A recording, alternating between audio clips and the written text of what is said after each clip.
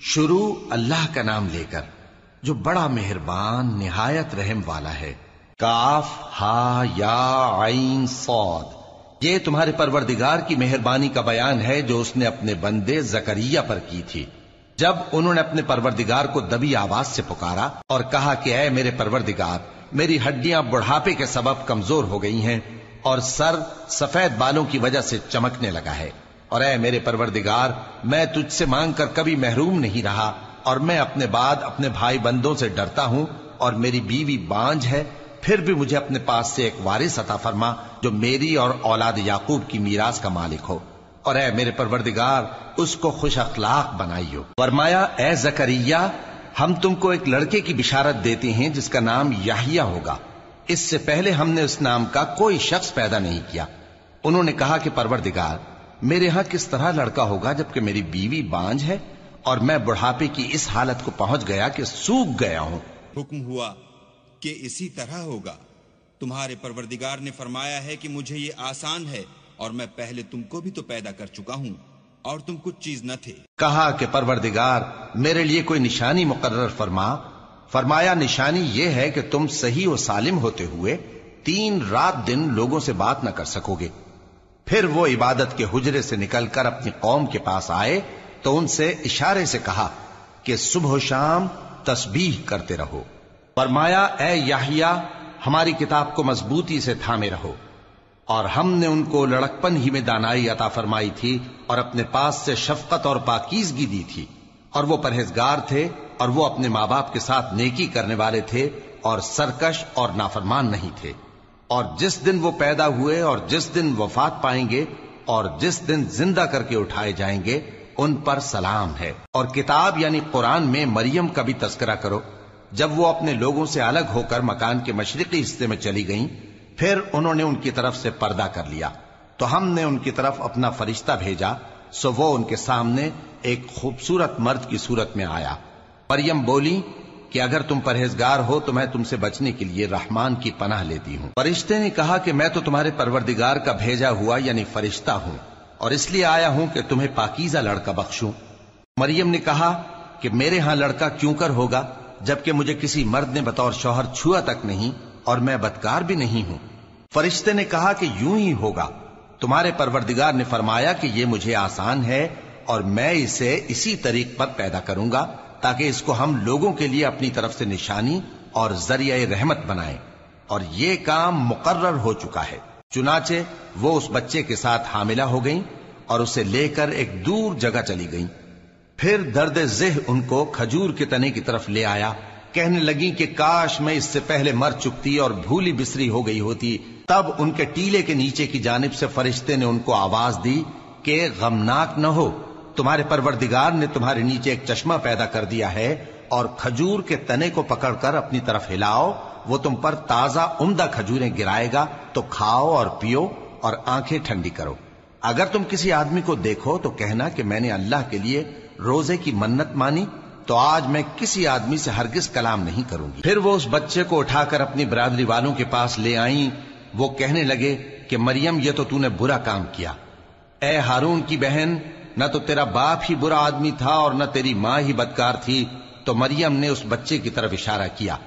وہ بولے کہ ہم اس سے کہ گود کا بچہ ہے کیسے بات کریں؟ بچے نے کہا کہ میں اللہ کا بندہ ہوں، اس نے مجھے کتاب دی ہے اور نبی بنایا ہے، اور میں جہاں ہوں اور جس حال میں ہوں اس نے مجھے صاحب برکت بنایا ہے، اور جب تک زندہ ہوں مجھ کو نماز اور زکوٰۃ کا ارشاد فرمایا ہے، اور مجھے اپنی ماں کے ساتھ نیک سلوک کرنے والا بنایا ہے اور سرکش و بدبخت نہیں بنایا، اور جس دن میں پیدا ہوا اور جس دن مروں گا اور جس دن زندہ کر کے اٹھایا جاؤں گا مجھ پر سلام ہے۔ یہ مریم کے بیٹے عیسیٰ ہیں، اور یہ سچی بات ہے جس میں لوگ شک کرتے ہیں۔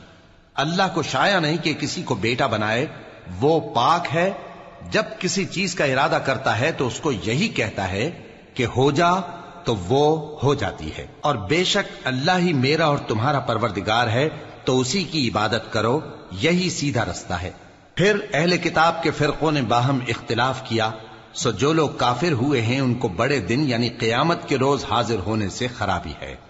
وہ جس دن ہمارے سامنے آئیں گے کیسے سننے والے اور کیسے دیکھنے والے ہوں گے، مگر ظالم آج کھلی گمراہی میں ہیں، اور ان کو حسرت و افسوس کے دن سے ڈرا دو جب بات فیصل کر دی جائے گی اور وہ غفلت میں پڑے ہوئے ہیں اور ایمان نہیں لاتے۔ ہم ہی زمین کے اور جو لوگ اس پر بستے ہیں ان کے وارث ہوں گے، اور ہماری ہی طرف ان کو لوٹنا ہوگا۔ اور کتاب میں ابراہیم کا ذکر کرو، بے شک وہ نہایت سچے تھے، پیغمبر تھے۔ جب انہوں نے اپنے باپ سے کہا کہ ابا، آپ ایسی چیزوں کو کیوں پوچھتے ہیں جو نہ سنیں اور نہ دیکھیں اور نہ آپ کے کچھ کام آ سکیں؟ ابا، مجھے ایسا علم ملا ہے جو آپ کو نہیں ملا، تو میرے ساتھ ہو جائیے، میں آپ کو سیدھی راہ پر لے چلوں گا۔ ابا، شیطان کی پوجا نہ کیجیے، بے شک شیطان اللہ کا نافرمان ہے۔ ابا، مجھے ڈر لگتا ہے کہ آپ کو اللہ کا عذاب آ پکڑے تو آپ شیطان کے ساتھی ہو جائیں۔ اس نے کہا کہ ابراہیم، کیا تو میرے معبودوں کے خلاف ہے؟ اگر تو باز نہ آئے گا تو میں تجھے سنسار کر دوں گا اور تو ہمیشہ کے لیے مجھ سے دور ہو جا۔ ابراہیم نے سلام علیکم کہا اور کہا کہ میں آپ کے لیے اپنے پروردگار سے بخشش مانگوں گا، بے شک وہ مجھ پر نہایت مہربان ہے، اور میں آپ لوگوں سے اور جن کو آپ اللہ کے سوا پکارا کرتے ہیں ان سے کنارہ کرتا ہوں اور اپنے پروردگار ہی کو پکاروں گا۔ امید ہے کہ میں اپنے پروردگار کو پکار کر محروم نہیں رہوں گا۔ اور جب ابراہیم ان لوگوں سے اور جن کی وہ اللہ کے سوا پرستش کرتے تھے الگ ہو گئے تو ہم نے ان کو اسحاق اور اسحاق کو یعقوب بخشے اور ہر ایک کو پیغمبر بنایا، اور ہم نے ان کو اپنی رحمت سے بہت سی چیزیں عنایت کی اور ان کا ذکر جمیل بلند کیا۔ اور کتاب میں موسیٰ کا بھی ذکر کرو، بے شک وہ ہمارے برگزیدہ تھے اور رسول تھے، نبی تھے، اور ہم نے ان کو طور کی داہنی طرف سے پکارا اور باتیں کرنے کے لیے نزدیک بلایا، اور اپنی مہربانی سے ان کو ان کا بھائی ہارون پیغمبر بنا کر عطا کیا۔ اور کتاب میں اسماعیل کا بھی ذکر کرو، وہ وعدے کے سچے اور رسول تھے، نبی تھے، اور وہ اپنے گھر والوں کو نماز اور زکوٰۃ کا حکم کرتے تھے اور اپنے پروردگار کے ہاں پسندیدہ تھے۔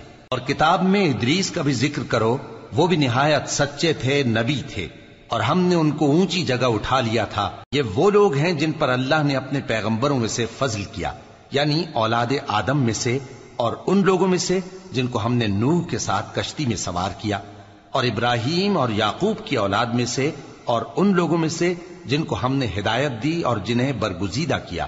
جب ان کے سامنے ہماری آیتیں پڑھی جاتی تھیں تو سجدے میں گر پڑتے اور روتے رہتے تھے۔ پھر ان کے بعد چند ناخلف ان کے جانشین ہوئے جنہوں نے نماز کو ضائع کر دیا اور خواہشات نفسانی کے پیچھے لگ گئے، سو ان قریب ان کو گمراہی کی سزا ملے گی۔ ہاں، جس نے توبہ کی اور ایمان لایا اور عمل نیک کیے تو ایسے لوگ بہشت میں داخل ہوں گے اور ان کا ذرا نقصان نہ کیا جائے گا، یعنی ہمیشہ کی بہشتوں میں جس کا اللہ نے اپنے بندوں سے وعدہ کیا ہے کہ جو ان کی آنکھوں سے پوشیدہ ہے۔ بے شک اس کا وعدہ نیکوکاروں کے سامنے آنے والا ہے، وہ اس میں سلام کے سوا کوئی بیہودہ کلام نہ سنیں گے اور ان کو صبح و شام کھانا ملے گا۔ یہی وہ جنت ہے جس کا ہم اپنے بندوں میں سے ایسے شخص کو مالک بنائیں گے جو پرہیزگار ہوگا۔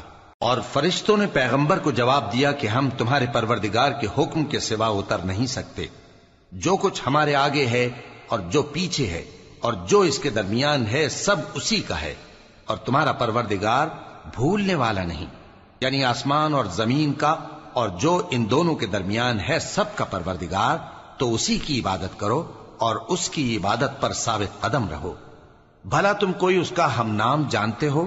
اور کافر انسان کہتا ہے کہ جب میں مر جاؤں گا تو کیا زندہ کر کے نکالا جاؤں گا؟ کیا ایسا انسان یاد نہیں کرتا کہ ہم نے اس کو پہلے بھی تو پیدا کیا تھا جبکہ وہ کچھ بھی چیز نہ تھا؟ سو تمہارے پروردگار کی قسم، ہم ان کو جمع کریں گے اور شیطانوں کو بھی، پھر ان سب کو جہنم کے گرد حاضر کریں گے اور وہ گھٹنوں پر گرے ہوئے ہوں گے۔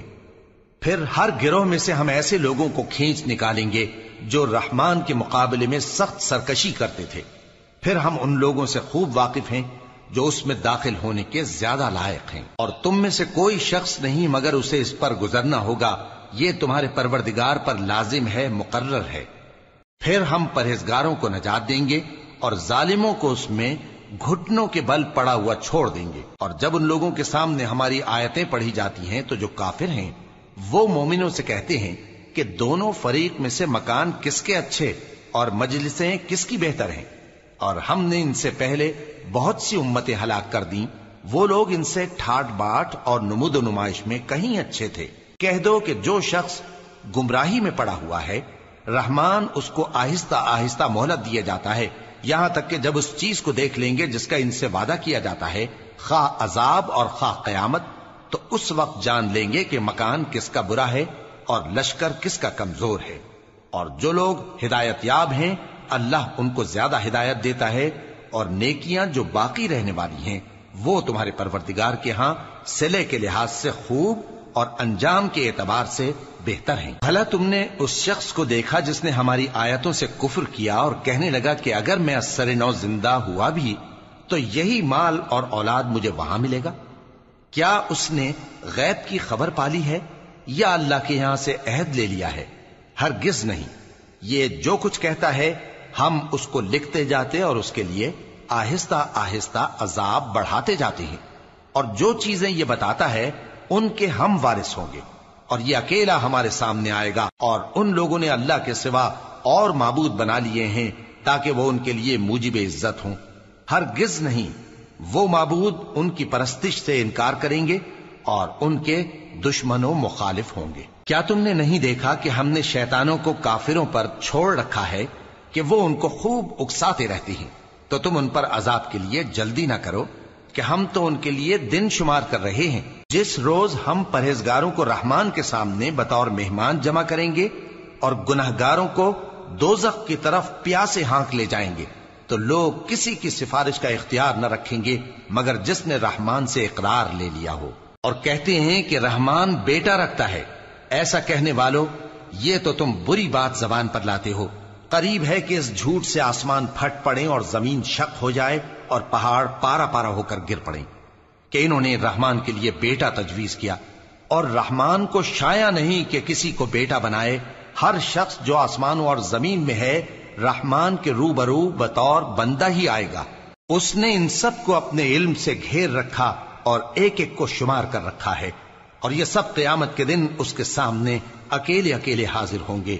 اور جو لوگ ایمان لائے اور عمل نیک کیے، رحمان ان کی محبت مخلوقات کے دل میں پیدا کر دے گا۔